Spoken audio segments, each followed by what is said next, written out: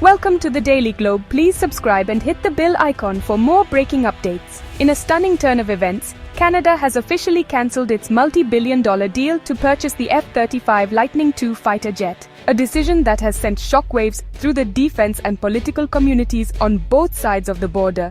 This move is reverberating from the halls of Parliament in Ottawa to the corridors of power in Washington, D.C., raising urgent questions about the future of North American defense cooperation. Announced by Prime Minister Mark Carney, the cancellation isn't just about walking away from a contract.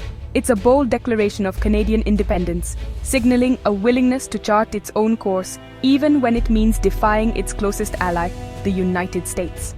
President Trump's furious reaction has only heightened tensions, making it clear that this decision disrupts not only military procurement plans, but also the very fabric of the U.S. Canada alliance, which has stood strong for generations.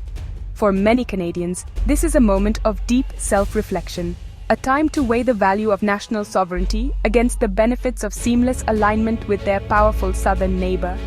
Across the country, citizens and lawmakers alike are debating what it means to stand apart in an increasingly uncertain world.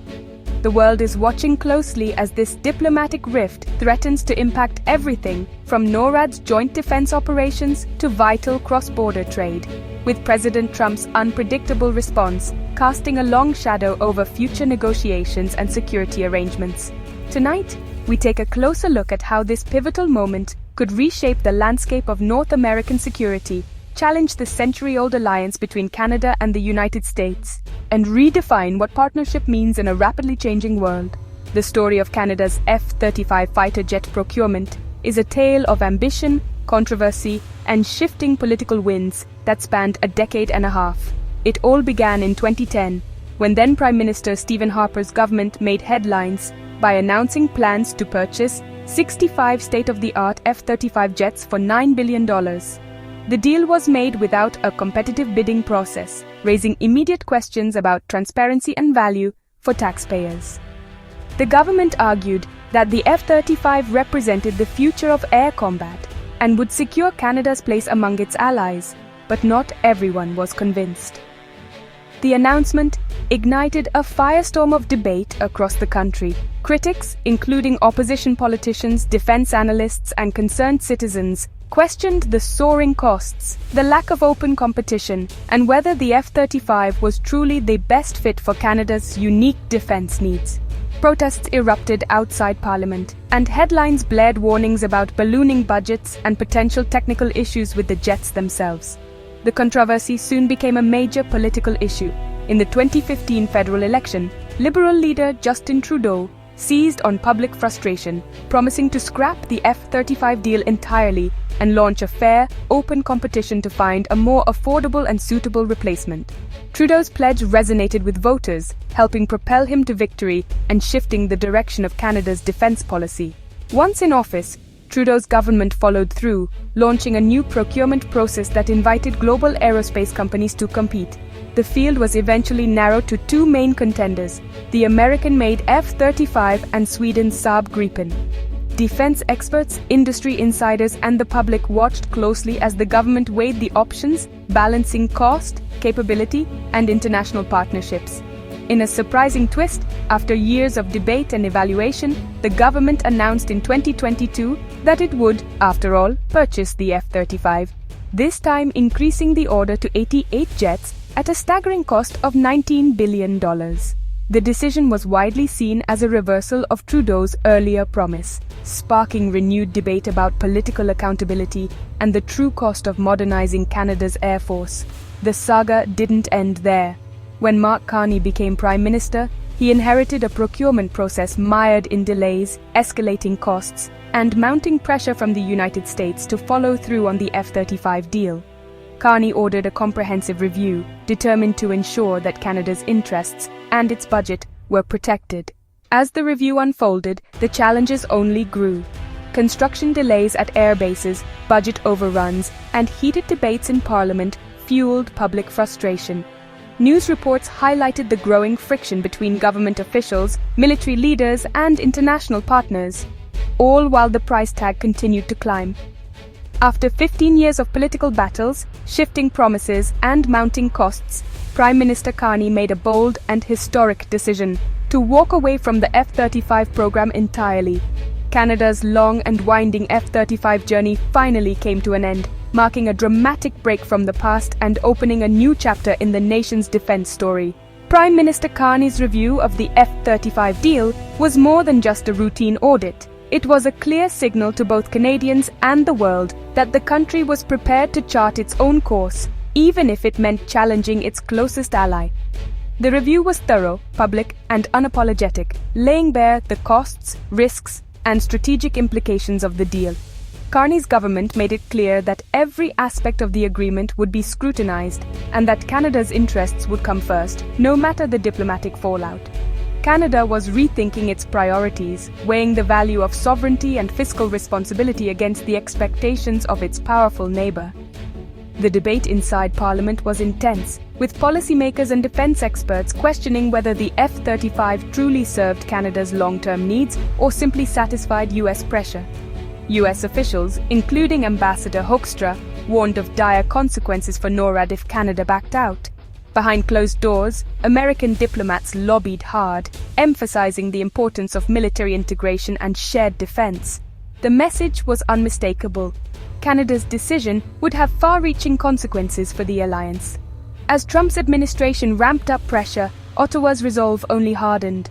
Public protests and heated debates filled the capital, with many Canadians rallying behind the government's stand for independence. The mood in Ottawa was defiant, and the political stakes had never been higher. The cancellation was announced as a matter of national interest and fiscal prudence, but the message was clear: Canada would not be dictated to. The government emphasized that every dollar spent must serve Canadians, not just international expectations or alliances.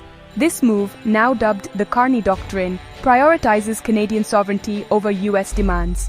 It marks a turning point in the country's foreign policy, signaling a willingness to stand up to even the most powerful partners when national interests are at stake. President Trump's furious response, threatening economic retaliation and questioning Canada's reliability, turned a procurement issue into a full-blown diplomatic crisis. The White House's rhetoric grew sharper, and the world watched as the two allies traded barbs in public. The White House's shock confirms the magnitude of Ottawa's decision.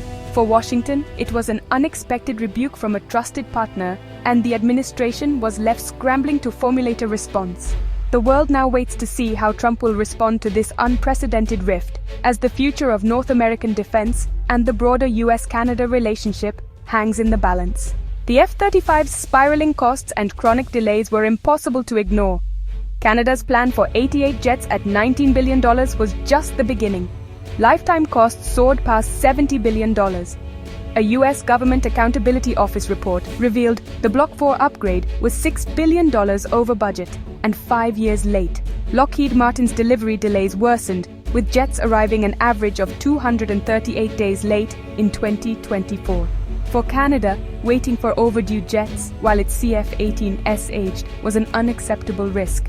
The numbers made cancellation a pragmatic, fiscally responsible choice. Canada framed its decision as stewardship for taxpayers, not an anti-American move. The fallout has been a fierce exchange between Ottawa and Washington. Prime Minister Carney called the cancellation a necessary, sovereign choice, emphasizing fiscal responsibility and military readiness. Defense Minister McGuinty cited unacceptable risks to Canada's Air Force from F-35 delays and costs. Across the border, President Trump accused Canada of betrayal and threatened big consequences. U.S. Ambassador Hoekstra called it a grave mistake for North American security. The rhetoric has stripped away diplomatic niceties, exposing a raw, confrontational dynamic. Canadian leaders stress sovereignty and pragmatism. The White House responds with anger and threats. This public clash has turned a procurement dispute into a test of the alliance itself. With the F-35 out, attention shifts to Sweden's Saab Gripen E, the runner-up in Canada's fighter competition. The Gripen is praised for its reliability, lower costs, and ability to operate in Canada's harsh Arctic. Saab's offer includes final assembly and maintenance in Canada, promising jobs and industrial independence. This contrasts sharply with the F-35's US-controlled supply chains. Canada's recent defense partnership with Sweden paves the way for a smooth transition. Choosing the Gripen signals a shift toward operational suitability and economic self-reliance. even if it risks further US ire. The F-35 cancellation is a defining moment for Canadian sovereignty, but it comes with risks. Trump's threatened retaliation could mean tariffs or chilled relations. Economically, Canada loses F-35 supply chain work but gains potential jobs and savings with Saab. Militarily, the move forces a rethink. Gripen isn't stealth, raising questions about NORAD interoperability. Supporters argue true sovereignty means less US dependency. Critics warn of strategic gaps. The decision signals to allies that saying no to Washington is possible, shaking the Western alliance. Canada's vote for independence forces a new conversation about the meaning of partnership. The alliance's future now hangs in the balance. Defense experts are divided on Canada's move. Retired LT. General Yvon Blondin, once an F-35 supporter, now warns against relying on an unpredictable US partner. Vice Admiral Mark Norman cautions that American retaliation could hit trade and intelligence sharing. Wendy Gilmore, former NATO official, believes military cooperation will endure despite political drama. She argues that operational ties are resilient and will adapt to new equipment like the Gripen. Public opinion is split. A majority see the US as both ally and threat, reflecting Canada's tightrope walk. The Carney government's decision aligns with a public wary of US influence but aware of the partnership's necessity. The debate over independence versus alliance is far from settled. Canada's F-35 cancellation marks a turning point, an assertion of sovereignty in a turbulent era. Carney's government is betting that fiscal prudence and independence will outweigh the cost of angering the US. The coming months will test Canada's diplomacy as Trump's promised consequences loom. The NORAD alliance faces its toughest challenge yet, and Canada's military must adapt quickly to a new future with the Gripen. This choice will define Canada's defense for a generation and reshape its relationship with the US. The question now, has Canada made a bold move for its future or a reckless mistake? The world and Canadians will be watching.